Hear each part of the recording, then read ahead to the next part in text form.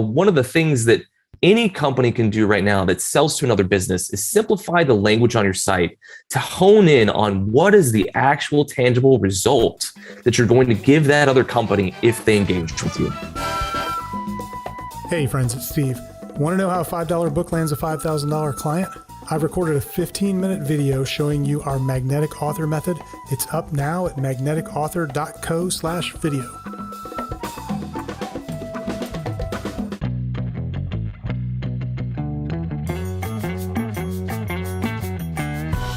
Welcome to the Unstoppable CEO podcast. I'm your host, Steve Gordon, and we got an amazing interview here for you today. If you're watching on YouTube, you can already see our guest, and you can see behind him that he has got an array of logos, and those are all of the businesses that he has created. Today, I'm talking with Dave Valentine. He's the CEO and founder of Avadel, along with a whole bunch of other great businesses. Avadel is an outsourced SDR, sales development rep agency, and serving clients all over the world. He's helping people grow their businesses. And what I love about what Dave's going to talk with us about today is he's taking everything that they do at Avadel for their clients, and he's used that to grow all of his other businesses. So you're going to really hear some stuff that is proven to work for B2B service businesses. So Dave, I'm super excited to have you here. I've been looking forward to this for a couple of weeks since we got it booked. So I'm glad we finally made it happen. Welcome. Likewise, Steve, man. It's great to be here. Super excited to chat. Yeah. So you've got, by the count behind you, 5 companies, but you told me before we started recording that there are a couple of more that you've got to add to it. Most people, when they think about running one company, they go, I'm pulling my hair out here. How did you get to the point where you built 5 companies? Well, everything always scales, Steve. You start out doing one and you make it be successful, and then you go to 2. And kind of my story was that I started my first business almost 10 years ago now, which is crazy to me. And I had no idea what I was doing. Like most entrepreneurs, I had this idea, and there was a huge knowledge gap that I was completely unaware of. I knew that I had some of a knowledge gap. I didn't know how big that gap was. It was huge. And so, that first business, I kind of stubbed my toe and got lucky, and I was a pretty dynamic, person that could network. And so I networked our way to a 7-figure business. And I basically was killing myself in that first business, really, truly. And there was a moment where at 29, I went to my doc and he's like, "Hey, Dave, how do you know you're going to have a heart attack?" And I was like, "I don't understand." And he goes, "You don't know. You just have one. You're the most stressed out person we've ever tested. We've tested over 4,500 people." And he goes, "If you don't change what you're doing, by the time you're 40, you're probably going to be dead. And you're not going to get to walk your baby girl down the aisle. Probably won't get to see her walk across the graduation stage for high school." So that was a real wake-up call for me. And so what that really started me on a path was a couple different things. Really started to engage my ability to get back into working out. I was an athlete, multi-sport athlete in high school. And then I did what most people do. I went to college and kept being active there, but then I got into the workforce. I was married. We were about to have a kid, and I just started slowing down and stopped taking care of myself. So I started to put those practices of meditation and working out back into my routine. That obviously helped. And then the other thing that I started to do, Steve, was I started to say, okay, how can I build a business that's not built around the cult of Dave, right? And so what I mean by that is, the first business I owned was a digital ad agency. And any time that a client had an issue or they had a big idea that they wanted to talk about or whatever, even though we had an account manager who handled the day-to-day, they always wanted to get my take on it. And so I ended up being the person that everybody had access to, except that I was the person that everybody had access to. So no one really had access to me. And so I really started to switch the business. I ultimately sold that first business and started Avadel after that. And it was really built around this idea of, listen, I can problem solve on the back end. I can work on the business, not in it. And then I've started to do that with other businesses as well. So how can I just work on it and not in it? And so it's really been a delight and a joy to be able to do that. And part of the thing that makes that all possible is I have great operators around me who I can mentor, love on, and assist when they need it, instead of me being the go-to for a lot of those things. Yeah, that's fantastic. That's, what I think most business owners get into it thinking that it's going to be. And then they realize that it takes some intentionality to get there. And it's hard to have that intentionality sometimes when you're right in the thick of battle and clients are calling and you're solving problems and all of that. So congratulations on making that shift, because very few people actually do it, even though it's talked about a lot. So I really want to dive into the things that you're doing with all of your companies to grow them, the things that you're helping your clients with. I know you do some very specific things with your clients at Avadel, and you're using those same tactics. And clearly it's working very well. So when you're working with a B2B service company, what are the things that you kind of look at to get them the growth that they want? Yeah. Great question, Steve. So a lot of B2B service companies have the exact same issues with their marketing.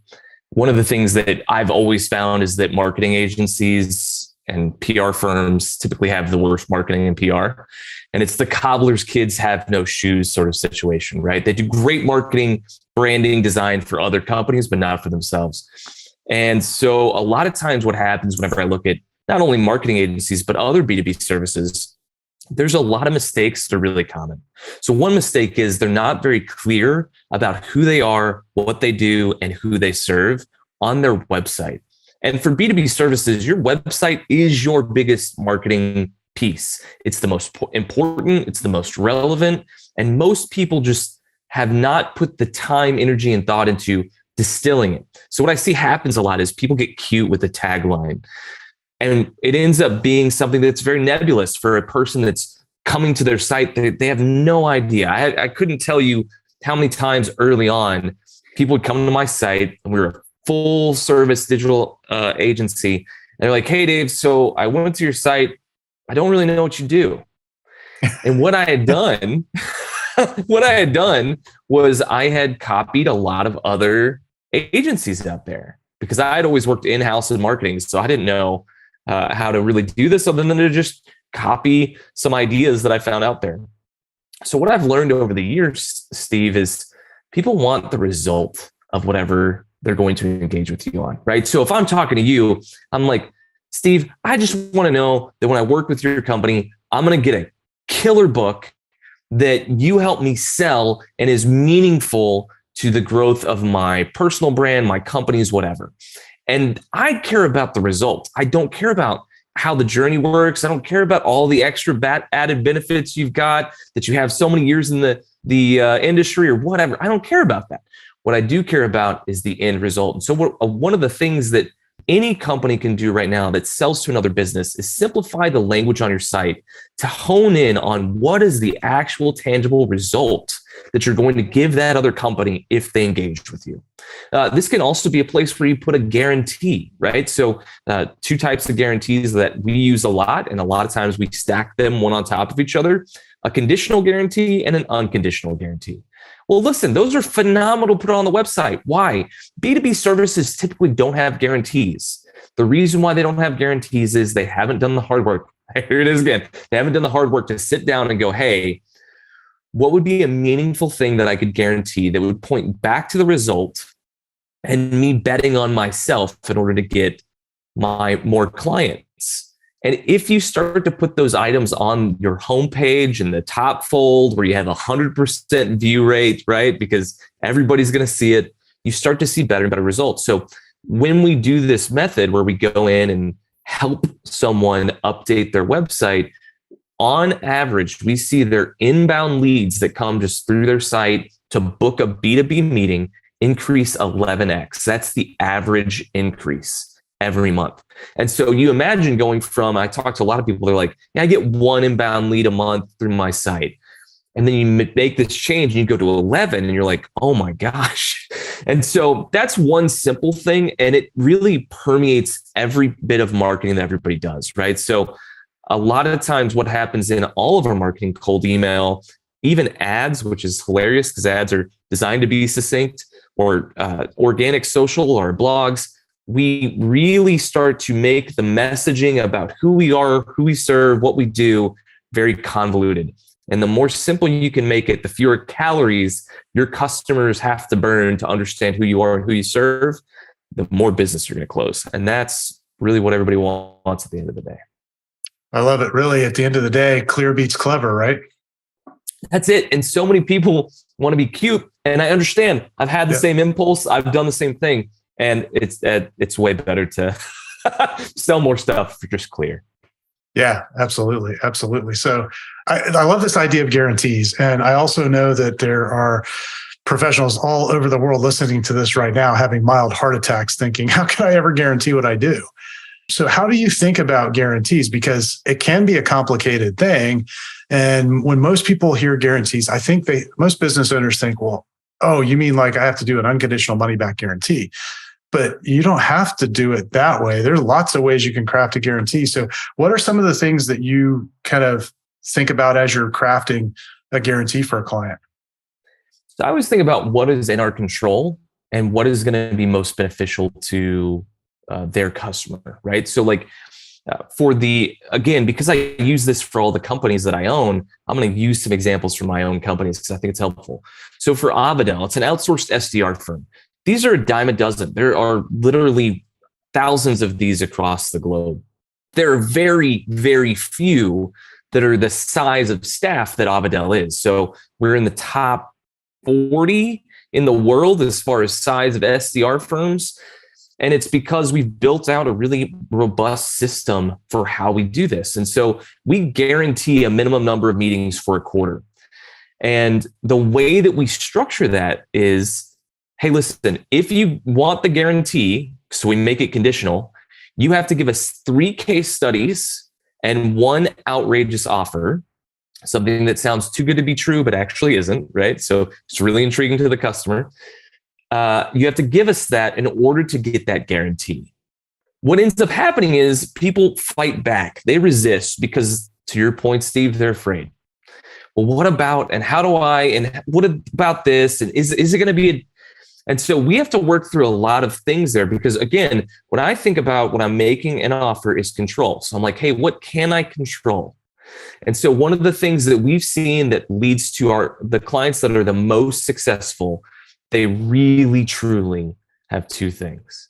They have good case studies that are very succinct. We'll take a case study that's 20 pages long and turn it into 1 sentence. And the format for that is very simple, but it's very effective. Okay. We worked with X client to yield Y result in Z time.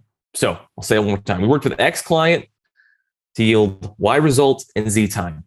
The general idea is if you can talk about getting a result in 90 days or less, you're going to have a really good case study. If it takes longer because the nature of the work that you do just takes a long time, you're writing a book. That doesn't happen typically in 90 days, but maybe it does, Steve. Maybe you're going to tell me it can happen. It does if you work with us, yeah. Ooh, I love that. That's amazing. So if it's like, hey, yeah, actually, we can get it done in 90 days, that's a really compelling story. People are going to find more value there.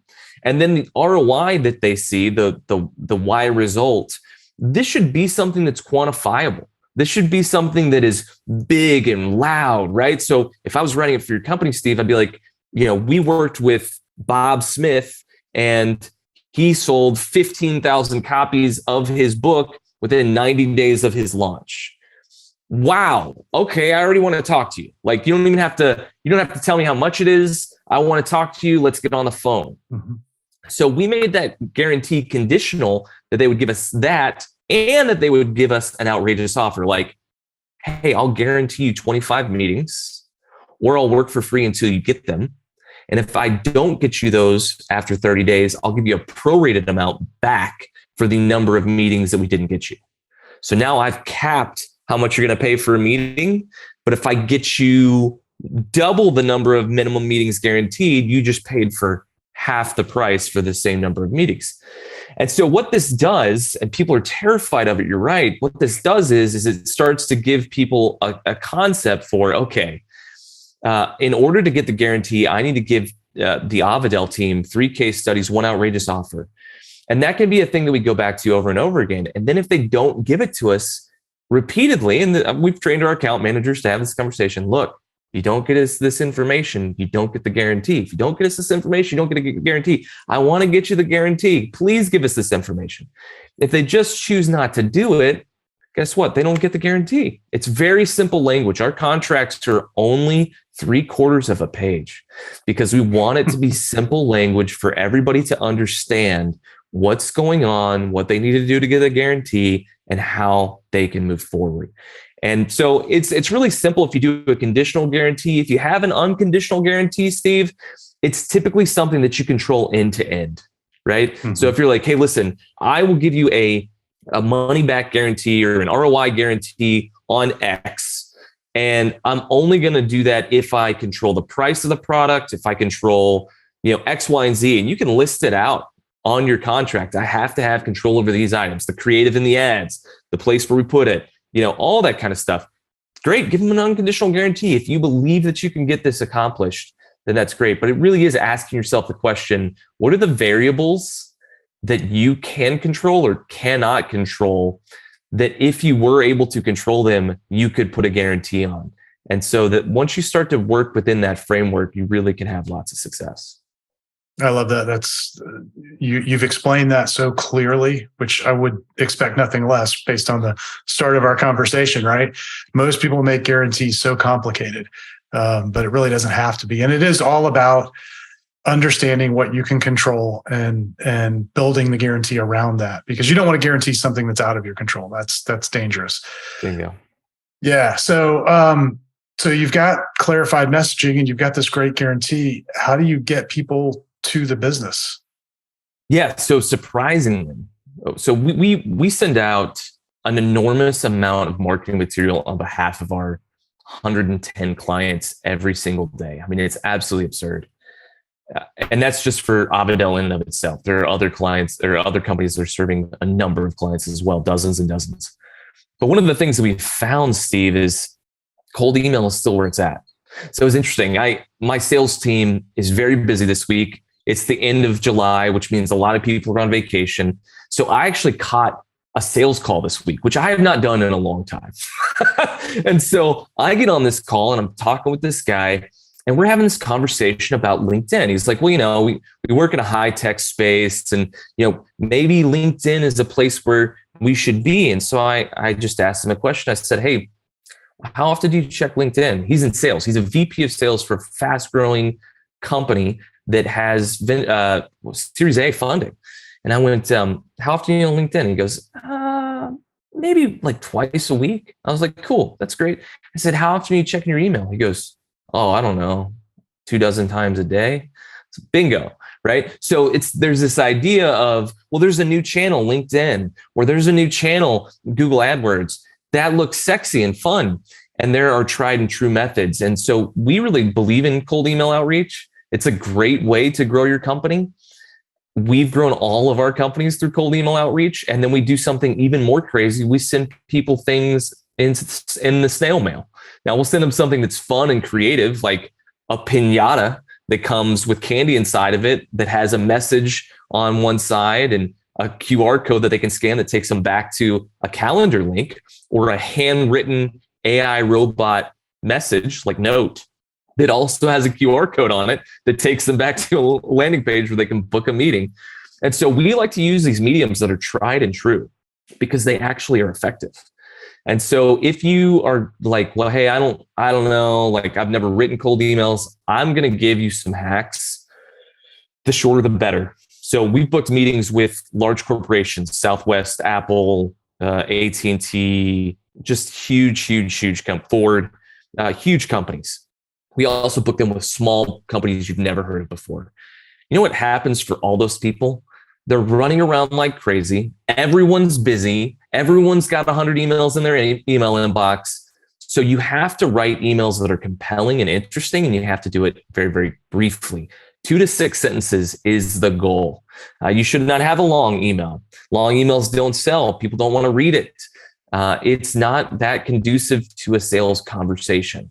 The thing that is conducive is those short emails and having a case study in every one. Again, that case study model that I shared earlier, that is a sentence that should be in every single one of your emails. Now, listen, I'm going to give your audience something, Steve, that I don't share on many podcasts and I don't share openly. This is like real secret sauce. It's fun though. So one of the things that you can do that will make it way better is if you make it seem personal.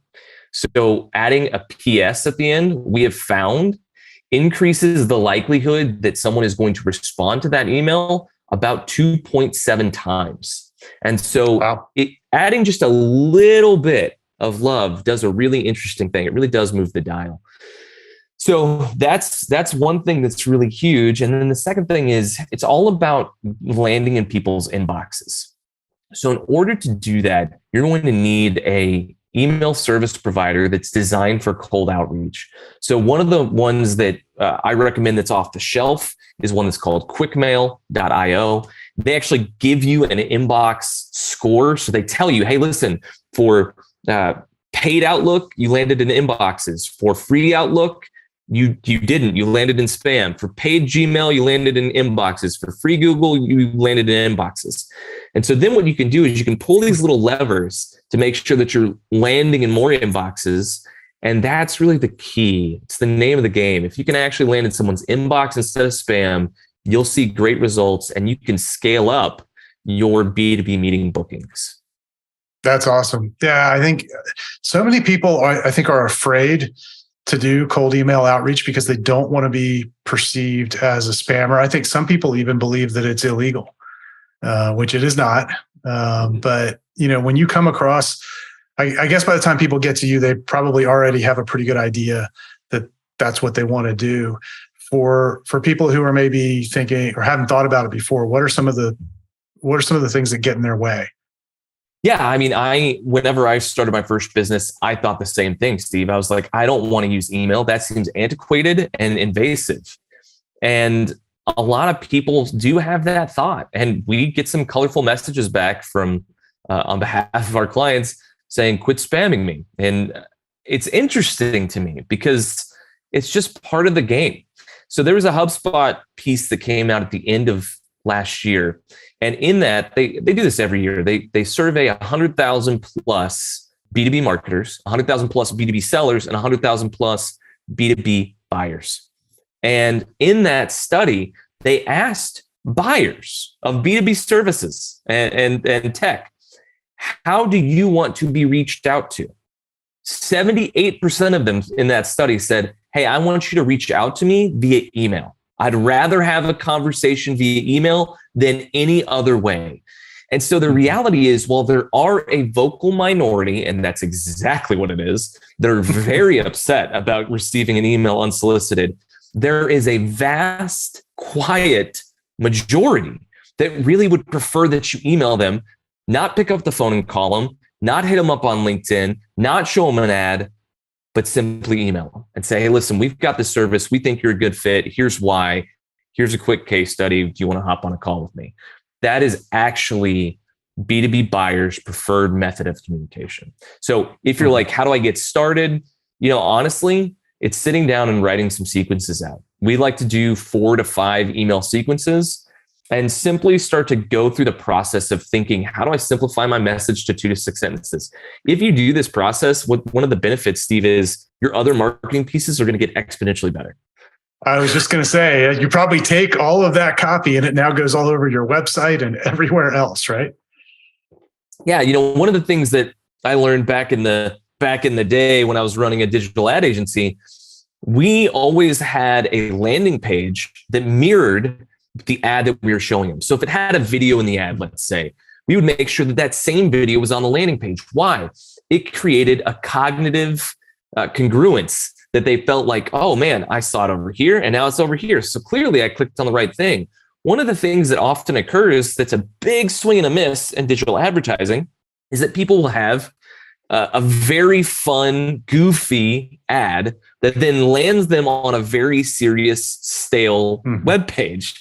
And the customer goes, what happened to the fun thing? Where am I? What just went on? And the same is true for sending out emails. if you start to send out emails and you're very tight and clear about who you are, who you serve, what you do, what the results are, and then they go to your website or a landing page and they don't get that same experience, there's going to be some dissonance there that won't help you.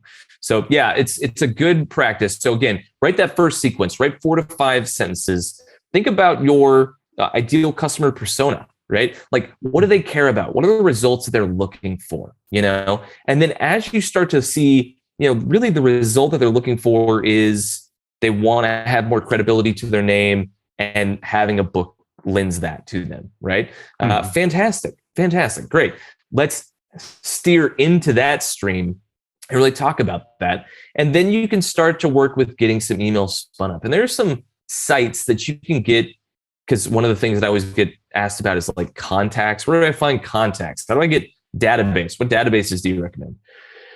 Databases are kind of a dime a dozen. They really do shift and move, and it becomes different everywhere you turn. So some of the databases that I recommend for companies that have never ventured into this space. One is Apollo.io. You can go in, you can buy a certain number of credits to pull contacts out of. It's fairly good. I've heard stories that it's slipping a little bit, and this is what happens with these contact companies all the time, but it's relatively inexpensive. You can go get 500,000 contacts for a few $100 a month. On the other side of that, there's another one called Lead 411 that is also a great beginner site. You can buy credits and it's easy to get into. Here's what often ends up happening, and it makes me frustrated for the most part, Steve, and it's that someone's going to get hit up by the big boy, which is ZoomInfo. They just have they're the biggest gorilla in the room, right? And they come to you and they say, hey, listen, we've got the best data and we've got the best this and da-da-da. And it's $20,000 for 10,000 contacts.